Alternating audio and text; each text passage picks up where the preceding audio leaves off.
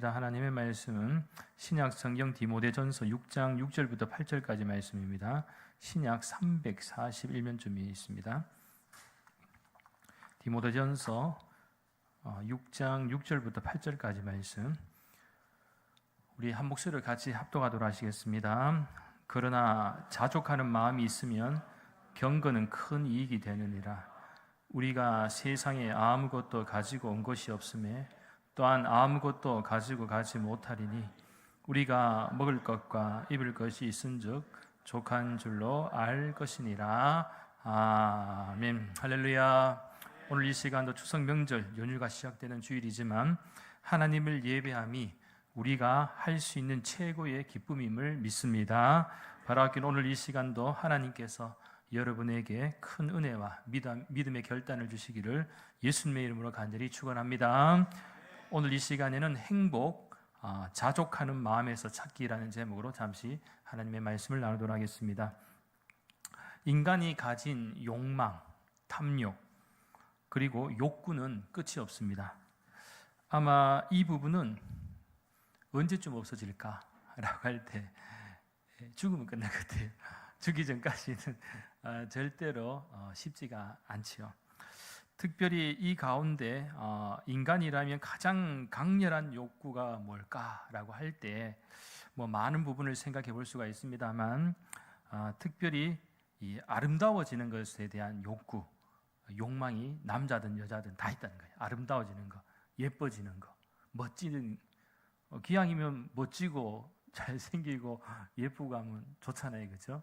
그런 마음들이 있죠.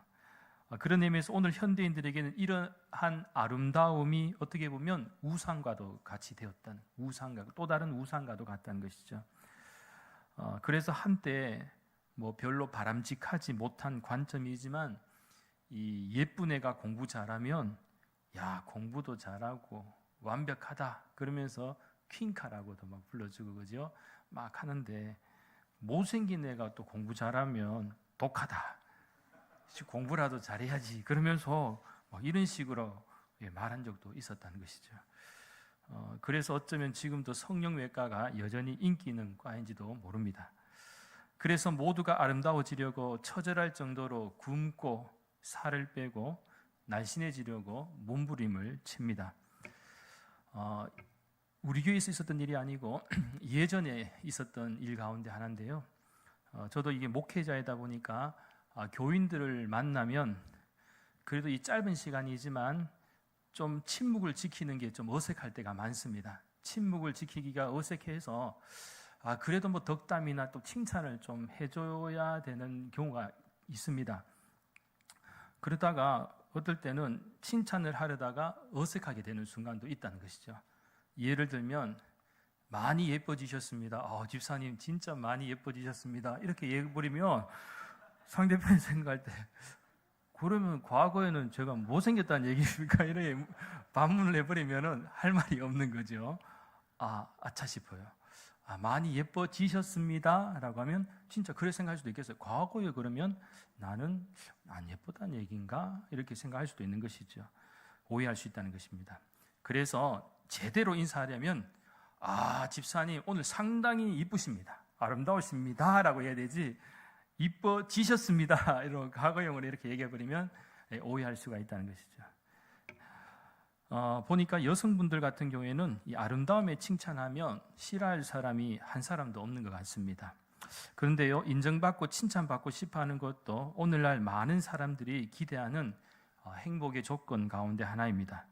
사실 사람은 감정적 동물이기도 하고 또 이성적 동물이기도 하기에 때로는 칭찬받으면 좋아하고 기뻐하며 또 어떤 보람이나 행복을 느끼기도 합니다.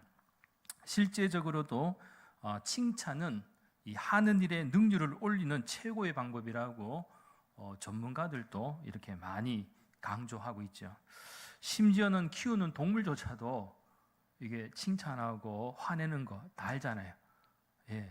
개도 막 그렇고 고양이도 그렇고 주인이 사랑으로 해주면은 궁디를 팍 들어가고 그죠? 엉덩이 팡팡팡팡팡 해주기를 바라고 또 죄송한 표현입니다. 똥꼬를 탁 보여주면서 진짜 막 그렇게 행동하고 그 다음에는 또 사랑받는다 생각하면 혓바닥으로 얼마나 이렇게 핥습니까, 그죠? 미친 듯이 막 핥는 강아지도 있더라고요. 너무 지나칠 정도로 이 사랑 표현을 하고 좋아하는 그런 동물들도 있습니다.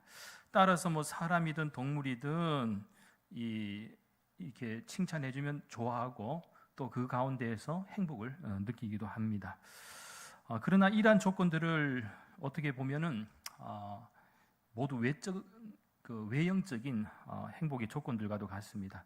그렇기에 이런 것들이 과연 진정한 행복이 될 수 있는가라고 할 때 절대로 그렇지는 않습니다. 왜냐하면 외형적인 조건들은 충족되지 않거나 없어지면 누릴 수 없는 너무나도 조건적인 것들이기 때문입니다. 예를 들면 돈이나 재물로 행복을 느끼는 사람은 만일 돈이나 재물이 없어질 때에 행복이 떠나가는 것이죠. 이 행복해지는 것이 아닙니다. 또 외모로 느끼는 사람은 세월의 나이를 막을 수가 없습니다. 그렇게 외형적인 것에서 주어지는 행복은 일시적이고 잠깐이라는 것입니다. 뭐 200평이나 되는 최고의 아파트에 산다고 해도 이 태어났을 때부터 계산을 해도 여러분 그 최고급 아파트도 100년을 살 수가 있겠습니까? 내 집이라고 사놓아도 우리 인생은 그 아파트를 100년도 소유하지 못합니다. 잠깐 새빵처럼 살다가 가는 존재입니다. 그런 의미에서 오늘 본문의 말씀에서 사도 바울은 오늘을 살아가는 우리 믿는 성도들에게 아주 중요한 교훈의 말씀을 전하고 있습니다. 6절부터 8절까지 말씀에 다시 한번 재경청합니다. 그러나 자족하는 마음이 있으면 경건은 큰 이익이 되느니라.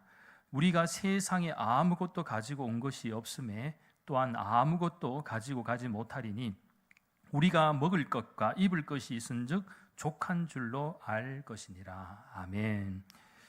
사실 돈은 필요합니다. 그리고 돈은 사용해야죠.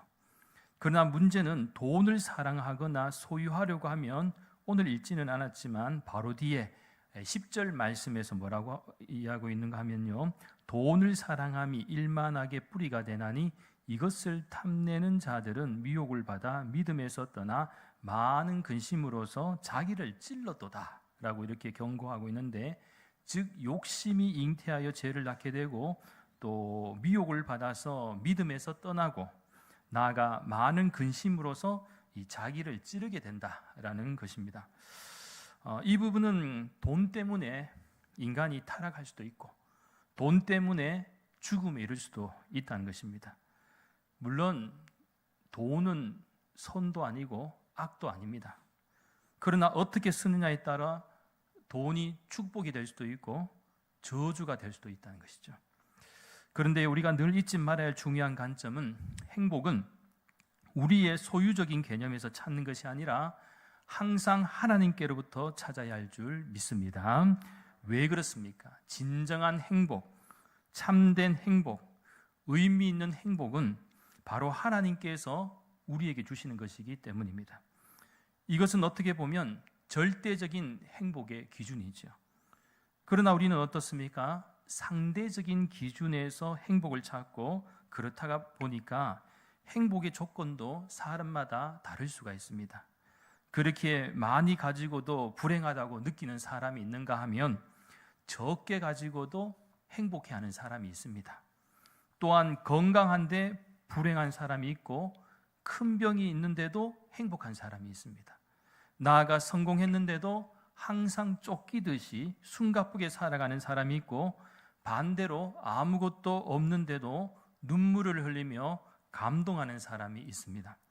따라서 여러분, 인생이란 최소한 자기가 자기의 삶에 감동을 느낄 수 있어야 할 줄 믿습니다. 그것도 하나님이 우리에게 주시는 감동을 느낄 수 있다면 세상의 그 무엇으로도 바꿀 수 없는 참 기쁨과 평안 그리고 행복이 있을 줄 믿습니다. 그래서 저는 우리 대구 난강교회 모든 믿음의 성도님들이 서러워서 우는 것이 아니라 내 삶이 너무나도 아름답고 고귀하고 귀해서 감동의 눈물을 흘릴 수 있는 은혜가 있기를 간절히 소망합니다.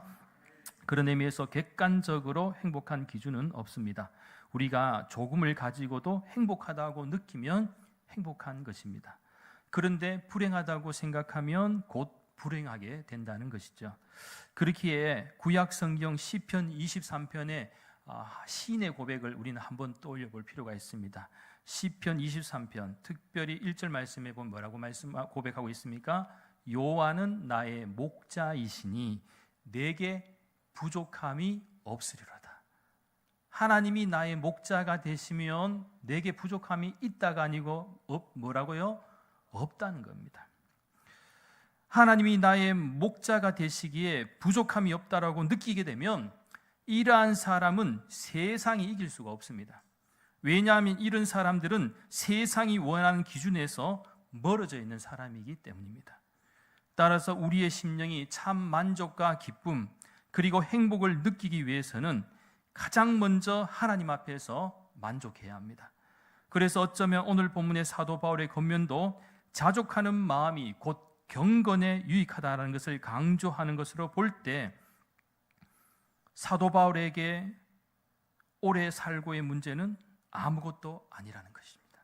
왜냐하면 순교까지 각오한 사람에게 오래 산다, 장수의 어떤 문제, 여러분 영향력이 있을까요? 나는 이미 목숨을 버린 사람인데 주님을 위해서 목숨을 버린 사람이 오래 살고 잘 먹고 잘 살고 관심이 있을까요? 없는 것이죠. 또한 더 가지고 싶은 것도 별로 없습니다. 더 누리고 싶은 것도 별로 없습니다. 그냥 있는 것을 족하게 여기고 감사하고 있는 것이죠. 이것이 바로 믿는 성도의 저력이라는 것입니다. 따라서 저는 여러분들에게도 여러분의 마음속에 사도 바울처럼 하나님으로 꽉 차 있기를 간절히 소망합니다. 내 심령 속에 하나님으로 가득 차 있으면 부러울 게 없습니다. 세상의 그 어느 것도 부럽지가 않습니다. 내 안에 욕망이 넘치고 소유욕이 넘치고 욕구가 넘치면은 세상이 부러워지거든요. 그런데 그런 것이 아니고 내 안에 하나님으로 가득 차면, 하나님의 감동으로 가득 차면 그냥 뭘 해도 감사가 나고, 그죠? 뭘 해도 하나님이 나와 함께 하신다는 그 자체만으로도 눈물이 나고 감동이 있는 것이죠. 하나님의 형상대로 지음받은 우리들은 하나님의 마음으로 가득할 때 하나님께서도 우리가 행복하기를 원하십니다. 너무 경쟁에서 지쳐 슬퍼하기를 원하시지도 않으십니다. 참고로 구약에 보면 하나님은 우리에게 행복에 대해서 독특한 개념을 제시하고 계십니다. 그것은 바로 샬롬이라는 단어입니다. 샬롬, 여러분 잘 아시죠? 평화라는 단어, 그죠? 히브리인들은 샬롬이라는 단어를 많이 썼어요. 전쟁 중에서도 또 나라를 빼앗겼을 때에도 우리가 안녕이라고 인사하는 것처럼 이 샬롬이라는 말을 가지고 인사를 했다는 것이죠. 여기 샬롬에는 어떤 의미가 담겨져 있습니까? 하나님의 평화가 당신에게 있기를 바랍니다. 늘 하나님의 평화가 당신에게 있기를 바랍니다. 왜 이렇게 인사를 합니까? 현실이 나라를 빼앗겼을 때도, 또 포로 생활을 할 때도, 또 디아스포라로 떠도는 삶을 살 때에도 그들이 이렇게 마음의 평화를 외칠 수 있었던 것은 바로 샬롬은 하나님이 주시는 것이기 때문임을 믿었기 때문입니다. 인간이 만든 평화는 언제든지 깨어지게 되어 있습니다. 그러나 하나님이 주시는 평화는 나라를 빼앗겼다 할지라도, 내 사업이 무너졌다고 할지라도, 내 인생이 끝났을 것이다라고 생각할 때라도 절대로 빼앗기지 않습니다. 왜냐하면 세상이 것들이 막을 수 있는 것이 아니고 이 샬롬의 평화는 하나님이 주시는 것은 영원한 것이기 때문입니다. 우리가 세상에 아무것도 가지고 온 것이 없음에 또한 아무것도 가지고 가지 못하리니, 바라옵기는 오늘 사도 바울의 권면처럼 여러분의 마음에 하나님이 있게 되기를 소망합니다. 행복에 있게 되기를 기도합니다. 그래서 하나님이 주시는 참된 삶의 의미와 목적이 있는 행복이 우리의 가정에, 그리고 교회의 삶의 터전 가운데 역사할 뿐만 아니라 충만한 기쁨과 은혜가 있기를 예수님의 이름으로 간절히 축원합니다. 기도드리겠습니다. 거룩하신 하나님, 우리가 이 세상에 올 때도 아무것도 가지고 오지 않지만 갈 때도 결국 아무것도 가지고 갈 수 없음을 기억하며 우리의 행복을 소유적인 개념과 외형적인 모습에서 찾으려고 하는 것이 아니라 오늘 본문의 사도 바울의 고백처럼 자족하는 마음에서 찾게 하여 주시옵소서. 그래서 우리의 마음에 하나님이 있게 함으로써 진정한 삶의 의미와 목적을 따라 살아가는 복된 인생, 복된 가정, 그리고 행복한 우리 대구 난강교회가 되게 역사하여 주시옵소서. 감사드리며 모든 말씀 거룩하신 예수님의 이름으로 간절히 기도하옵나이다. 아멘. 찬송 429장 부르시겠습니다.